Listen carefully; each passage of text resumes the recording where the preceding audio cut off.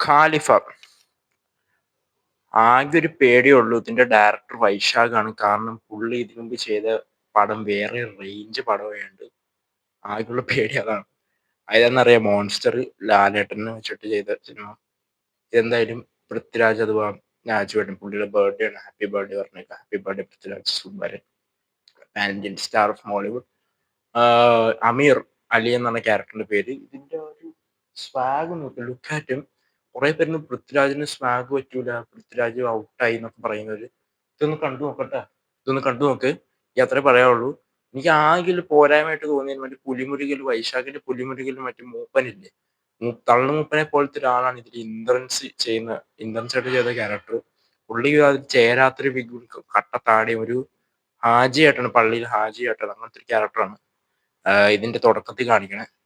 പിന്നെ ഈ ലുക്ക്, മുടിഞ്ഞ ലുക്കാണ് ഈ മനുഷ്യന്.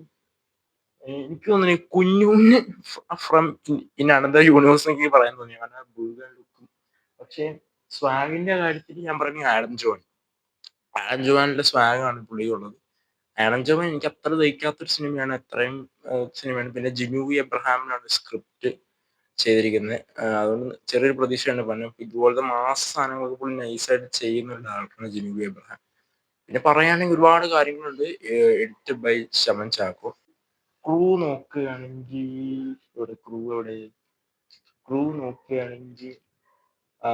Edited by Chaman Chacko, production design Mohandas ആരാന്നറിയാം. 2018 സിനിമയുടെ ഇതാണ്. പിന്നെ നോക്കുകയാണെങ്കിൽ sound design sync cinema, final mix MR Radhakrishnan. അതാണ് ക്വാളിറ്റി.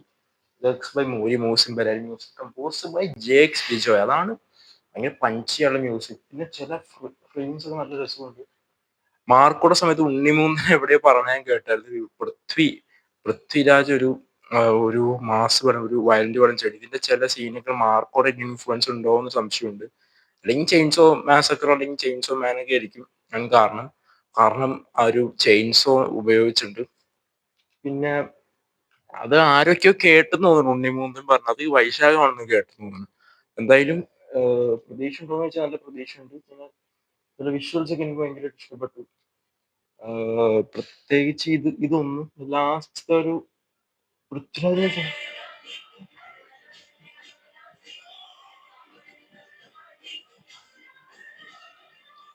പൃഥ്വിരാജിനൊക്കെ ഈ റേഞ്ചിൽ ആക്ഷൻ ചെയ്യാൻ പറ്റുമെന്ന് ഒട്ടും ഞാൻ പ്രതീക്ഷിച്ചില്ല. അത് അടിപൊളിയായിട്ട് പുള്ളി ചെയ്യുന്നതാണ് എന്റെ പ്രതീക്ഷ. പിന്നെ അത് ടൈറ്റിൽ റിവീൽ ആകെയുള്ള പേര് എന്ന് പറഞ്ഞ വൈശാഖിന്റെ സിനിമയാണ്. അത് മോൺസ്റ്റർ എനിക്ക് അത്രയും പാട്ട് ദുരന്തമായിട്ടാണ് തോന്നിയത്. പിന്നെ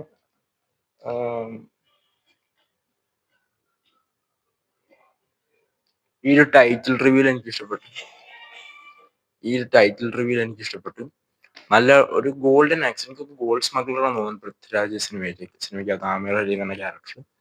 പിന്നെ സ്ക്രിപ്റ്റും ജിനു എബ്രഹാം സ്ക്രിപ്റ്റും കൂടെ നന്നിട്ട് എഴുതിയെങ്കിൽ പിന്നെ അടുത്ത വർഷത്തെ ഓണം ഇത് തൂക്കും. ഈ വർഷം വിലായത്ത് ബുദ്ധ ഇറങ്ങേണ്ട ഓണത്തിന്, പക്ഷെ അത് ഇറക്കിയില്ല, റിലീസിന് മാറ്റി വെച്ച്. എനിക്ക് നവംബർ ഡിസംബറിലായിട്ട് ഇറങ്ങുന്നതായിരിക്കും.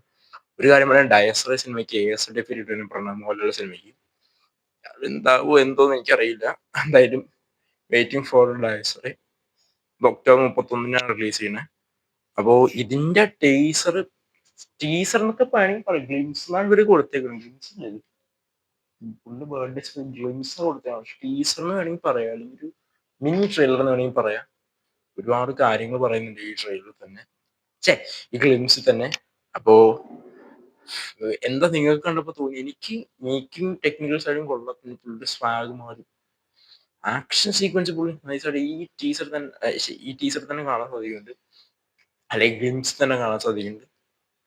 പിന്നെ പാട്രിക് ബെൻ ആണ് ഇതിന്റെ ഒരു ഷൺകുറോഗ്രാഫി. അതിന്റെ ഒരു ബ്ലഡ് ഷെഡും കാര്യങ്ങളൊക്കെ നമുക്ക് ഇതിന്റെ ടീസറിന് ഞാൻ പറയുന്നത് ഗ്ലിംസ് തന്നെ കാണാൻ സാധിക്കുന്നുണ്ട്. പിന്നെ ജോമോൻ ഡി ജോണിന്റെ സിനിമാറ്റോഗ്രാഫി, അതാണ് നല്ലൊരു നൈറ്റ് ഷോട്ടൊക്കെ എവിടെ ഞാൻ കേട്ടിട്ടുണ്ട്. ജോമോൻ ഡി ജോൺ ലൈറ്റ് കുറച്ച് യൂസ് ചെയ്യുന്ന ഒരാളാണ്. സിൽഹൗട്ട് വിനീത് ശ്രീനിവാസൻ പറഞ്ഞ കേട്ടോ, വേറെ ആരുമില്ല. എന്തൊക്കെയാണെങ്കിലും ഖലീഫയുടെ ഗ്ലിംസിനെ കുറിച്ചുള്ള നിങ്ങളുടെ അഭിപ്രായം എന്താ വെച്ചാൽ താഴെ കമന്റ് ചെയ്യുക.